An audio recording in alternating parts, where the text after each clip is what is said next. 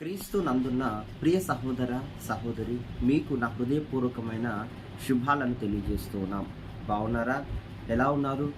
ఉదయకాలాన దేవుడు అనుగ్రహించిన కృపచేత ఈ దినమంతా ఉత్సహించి సంతోష గీతములు పాడునట్లు దేవుడు మీకు బలమును అనుగ్రహిస్తూ ఉన్నారు.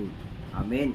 చూడండి, దేవుడు ఒకరికి తోడై నడిపించేటప్పుడు వారికి కొరతగా ఏమాత్రము అనిపించదు. ఆ వ్యక్తి ఒకవేళ శ్రమలో నడిపింపబడవలసి వచ్చినను, శ్రమలో నడుస్తూ ఉన్నను, ఆ వ్యక్తికి ఏమాత్రం దుఃఖకరముగానో వేదనగానో అనిపించదు. కారణం ఎందుకు అంటే, దేవుని ప్రేమ అనే లాలన చేత ఆ వ్యక్తి చుట్టబడి ఉన్నందున ఏది కూడా వారిని ఏమీ కదిలించలేదు. నొప్పి తగలనివ్వకుండా దేవుడు తన ప్రేమతో నడిపిస్తారు. ఆమేన్. ఎందుకు అనంటే, భూమి ఆకాశాన్ని కలుగజేసిన మహాసృష్టికర్త అయిన దేవుని చేతిని పట్టుకొని ఆయన చేతిలో చెయ్యి వేసి నడిపించబడటం అనేది అది చాలా గొప్ప విషయం. మరి అది ఒక్కసారి ఇమేజ్ చేసి చూడండి, ఒకసారి ఊహించుకోండి. మీరు దేవుడు తప్ప మరెవరు కాదు.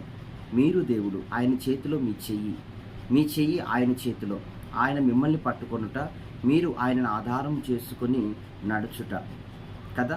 ఎంత ఆశ్చర్యమో, ఎంత అనుబంధమో కదా. మీరు ఎక్స్పీరియన్స్ అవ్వండి. ఇదివరకు దేవునితో నడిచే అనుభవం లేని వారికి మీరు ఖచ్చితంగా ఎక్స్పీరియన్స్ అవ్వండి. అందమైన అద్భుతమైనటువంటి జీవితాన్ని క్రీస్తులో మీరు స్వతంత్రించుకోవాలని ఈ మాట దేవుడు మీకు తెలియజేస్తూ ఉన్నాడు. అయితే ఈరోజు కొరకు దేవుడు ఏం చెప్తున్నారండి అని అనుకుంటున్నారా? బైబిల్ గ్రంథం నుండి యెషయా 35:3 సడలిన చేతులను బలపరచుడి, తొట్రిల్లు మోకాళ్లను దృఢపరచుడి. మిమ్మల్ని చూసే దేవుడి మాట చెప్తూ ఉన్నారు. ఈ వచనం దేన్ని సూచిస్తుంది అంటే, 2 రకాలైన ప్రార్థన అనుభవాలను ఇది సూచిస్తూ ఉంది. ముందుగా చెప్పబడినట్లే సడలిన చేతులను బలపరచండి అంటే, బైబిల్ గ్రంథంలో మీరు గమనిస్తే పురుషులు తమ చేతులతో దేవుని వైపు చూస్తూ, పురుషులు తమ చేతులను దేవుని తట్టు ఎత్తి, దేవుని తట్టు చూపుతూ, దేవుని చూస్తూ ప్రార్థించాలి. ప్రతి విషయం కొరకు అలా ప్రార్థించి పొందుకొని క్రీస్తులో భాగ్యవంతులుగా మార్చబడాలన్నది దేవుని యొక్క చిత్తం. అందుకే ఇక్కడ దేవుడు అంటున్నాడు, పురుషులారా మీరు చేతులెత్తి ప్రార్థించటానికి మీ చేతులను సిద్ధపరచుకోనండి. అలా మీరు చేతులను సిద్ధపరచుకొని ప్రార్థిస్తే, మీరు దేని కొరకు ప్రార్థించినా మీ ప్రార్థన దేవుని మహిమార్థం మిమ్ములను తిరిగి ప్రతిబింబింపజేస్తుంది. మీ ప్రార్థన ద్వారా దేవుడు ఆనందిస్తాడు. ఆనందించిన దేవుడు మౌనంగా ఉండక మిమ్ములను ఈ లోకంలో మరింత ఘన విజయానికి, మరింత ఘనతకు పాత్రలుగా ఉండటానికి, మరింతగా మీ ముఖాలలో క్రీస్తును ప్రకాశింపచేయటానికి అది ఒక ప్రతిబింబం వలె ఉంటుందని దేవుడు మాట్లాడుతూ ఉన్నారు. రెండవ అనుభవంలో మనం చూస్తున్నట్లయితే, ప్రార్థనలో కొందరు సడలిపోతూ ఉంటారు. చేతులెత్తే అనుభవం ఉండదు. ఈ చేతులెత్తే అనుభవం దేనికి సూచనగా ఉందంటే, లొంగిపోవటం. ప్రభు, ఈ ప్రపంచంలో నాకంటూ ఏ దిక్కు లేదు, నాకంటే ఎవరూ లేరు, నీవే నా ఆధారం, నీవే నా ఆశ్రయం, నీవే నన్ను సృష్టించిన సృష్టికర్తవు, ఏదైనా నీకు తెలిసినంత నాకు తెలియదయ్యా అని ఒక సమర్పణతో దేవునికి అప్పగించుకునే విధానాన్ని చూపిస్తుంది మనం చేతులెత్తటం. చాలామంది పురుషులు, నాకెందుకు, నాకు చదువు ఉంది, డిగ్రీ ఉంది, అనర్గళంగా నేను మాట్లాడగలను, నేను కంప్లీట్గా నా కుటుంబాన్ని నడిపించగలను, నాకు గవర్నమెంట్ జాబ్ ఉంది అంటూ ఎన్నెన్నో ప్రగల్భాలు చెప్తూ ఉంటారు. వాటిని ప్రక్కన పెట్టి మొదట సంపూర్ణంగా క్రైస్తవులారా, సంపూర్ణంగా దేవుని కార్యం కొరకు ఎవరైనా ఎదురు చూడాలంటే మొదట ఈ ప్రాసెస్ గుండా వెళ్ళాలి. మొదట చేతులెత్తి పురుషులు ప్రార్థించే అనుభవంలోకి రావాలి. అది దేవునికి చాలా ఇష్టమైన అనుభవము. ఆమేన్.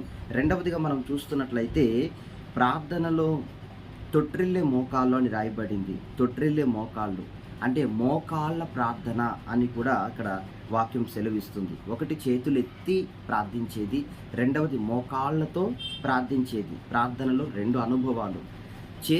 మీ చేతులను అందుకే ఈరోజు బలపరుచుకోండి. మీ మోకాళ్ళను ప్రార్థనకై సిద్ధపరచుకోండి. మీ ప్రార్థనకు జవాబున్నది. దేవుడు ఎదురు చూస్తూ ఉన్నాడు మీ ప్రార్థన కొరకు. అందుకే తెలియక ఏదైనా ఒక సమస్య ఉన్నట్లయితే, ఏదైనా మీకు ప్రతికూలతలు ఉన్నట్లయితే, ఏదైనా మీరు అనుకున్నది జరగకపోతే, మీరు డిసప్పాయింట్ అయ్యి ఉంటే, సరే ఓకే, మరలా దేవునిపై ప్రేమ తెచ్చుకొని పశ్చాత్తాపడి, అయ్యా అంతకంటే శ్రేష్టమైనది నువ్వు నాకు ఇయ్యగలవు, నువ్వే నా సర్వస్వమని తిరిగి మరలా దేవుని పాదాల మీద పడితే, దేవుని ప్రేమ వైపు చూస్తే, దేవుడు అంటాడు అంతకంటే శ్రేష్టమైనది, ఎంతో వైభవంతో కూడినది, ఎంతో ఘనతతో కూడినది నేను నీకు ఇవ్వలేనా అంటూ ఆయన నిన్ను సమీపిస్తారు. ఆమేన్. పశ్చాత్తాపడండి, తిరిగి దేవుని వైపు తిరగటం నేర్చుకోవండి. అది చాలా ప్రాముఖ్యం. చాలామంది దేవుని తట్టు తిరగరు, కార్యం అవ్వలేదని అలాగే ఉంటారు. అప్పుడు దుష్టునికి మీరు చోటిస్తారు. ఇంతకంటే బలమైన కార్యం నువ్వు చేయగలవు నాయన అని ఆయన తట్టు చూడండి. తప్పకుండా అంతకంటే మించిన కార్యాన్ని మీ జీవితంలో దేవుడు చేయగలడు. హల్లెలూయా. మీ ప్రార్థనకై దేవుడు ఆసక్తి కలిగి ఉన్నాడు. మీరేం ప్రార్థిస్తారా అని ఆయన మీ తట్టు తిరిగి ఉన్నాడు. మీ ముఖం వైపు చూస్తున్నాడు. మీ పెదాల తట్టు ఆయన చూస్తున్నాడు. మీ హృదయం తట్టు ఆయన ముఖము త్రిప్పబడింది. దేని కొరకు మీరు ప్రార్థిస్తారా అని, ఏ విధమైన ప్రార్థన మీరు చేస్తారా అని, ఏ విధమైన రోషముతో మీరు పూనుకుంటారా అని, కార్యము ఎంత మీరు ఎక్స్పెక్ట్ చేస్తున్నారా అనేది దేవుడు చూస్తున్నాడు. మీరు ఏ విధమైన జయం కోరుకుంటారా అని ఆయన గమనిస్తున్నాడు.